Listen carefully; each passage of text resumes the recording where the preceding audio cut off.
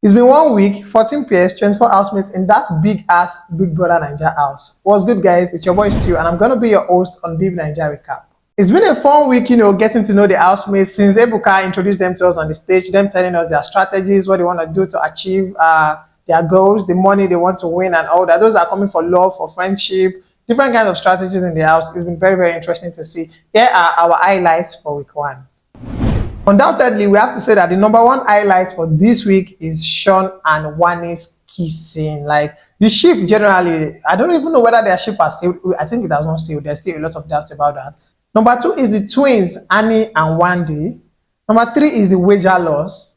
And lastly, the custodian challenge. Now, guys, we're going to be going to the highlights later, but for real, let's start with the house. That house is big. Everything in that house is just big. The kitchen is the biggest we've ever seen in the history of Bbnaijarecap. There's a gym now, the lounge is even bigger, and the bedrooms as well. And it's only fair and it's only right because there are more housemates now. We've never had 28 housemates in the beginning of the show at once like this before. So it only makes sense that the 2 rooms are as big as possible and the house generally is as big as possible. It makes a lot of sense. Now, to the housemates, Biggie Makpami now, the housemates, the pairing is really, really interesting. We saw sister and auntie, that's Indian Nate, that came on show, and that was really, really interesting to see that it was Indian Nate, the aunt that actually brought Indian on, like, yo, let's go and audition for this thing. That's really interesting to see. We also saw 2 sets of twins, the DJ twins, Annie and Wandy, party hard, like, yo, those are geezers, life of the parties. They've been giving us back to back, and we love to see it. We also have the Mbadiwe twins. Apparently, the Ozumba and Mbadiwe family have twins. I did not know that. Thank you, Biggie, for bringing them on, and I think they've been giving us a fair. I'll get into their contributions later, yeah, but they are on the show as well. We have Sean and Victoria. We have the Reese Boys, the Streets, that's Toby Forge and Mayor Forge, and a host of other amazing housemates like that. So I've been giving us their ATBT content here and there. And of course, I cannot forget the couple that are married, and they are telling us that they are not married. They are telling the housemates rather that they are not married. What an interesting strategy they are playing with there right there. I mean, that's it must take balls for you to be in your partner, to be in the house with your partner for weeks and keep pretending as if you guys are just normal besties. Nah, platonic besties. That's interesting.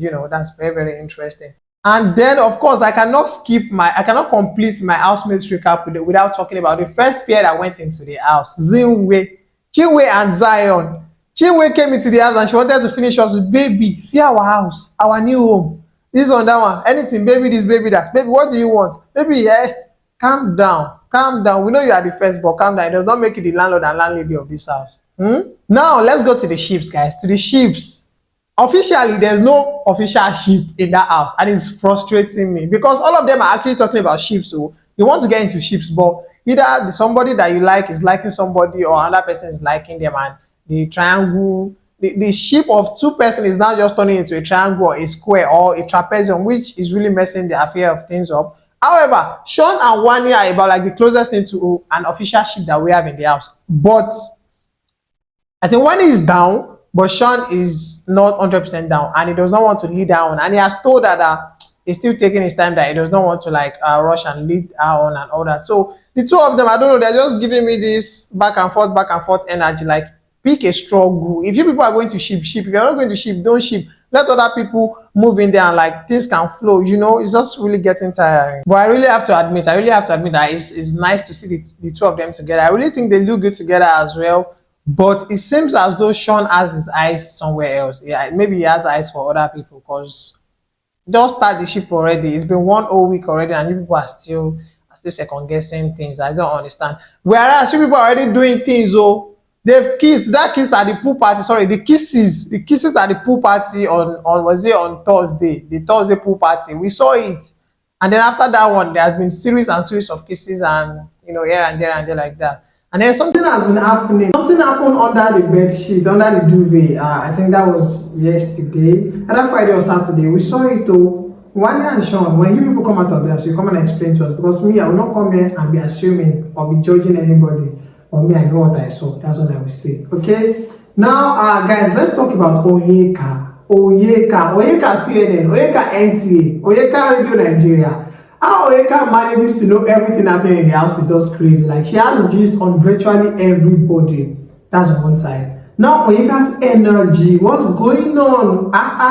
Onyeka is energetic, no cap. Like if not be saying now which is about just the catch up small small. Onyeka has been carrying that pair like on her back, Maggie, and I've been very, very impressed with the way she has carried herself. Like, wow, okay, now let's go, let's go.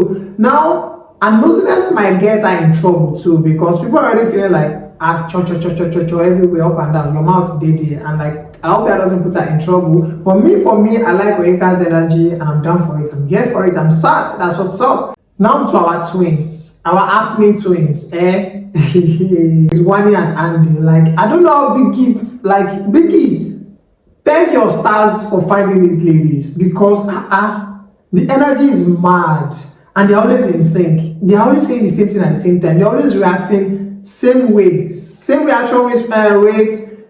I just don't get it. I know being twins, they should do things in common, but like this particular set of twins, the best I've seen. Like in terms of being in sync together, mad as thing, not gonna lie, mad, and I really love it. I really love their energy. It's been going good so far until I think Friday night when Andy had an outburst about Wani snapping at her and then neglecting her to go be with Sean and all that. Being twins, I think they used to do like a whole lot of things together, and even being twins in the same profession, they used to do things together and all. But like coming into the house and Wani getting entangled with Sean has limited their time together and all that. And I think that hasn't really been going too good for Handy, of which she explained she was crying and she explained things to her partner Wani, and they tried to sort things out, and then Wani apologized, and Wani also advised her to try and mingle with other persons as well, which I thought was a really smart idea because their appearance does not mean that they are going to be together 247. Other people, they want to live their lives with other people, and they should actually get to mingle with other people. And I think this advice is already bearing fruit because we saw Andy already mingling with other housemates in the house, and particularly her and Mayor Frosh. I know she spent time with Mayor Frosh talking and things like that. So yeah,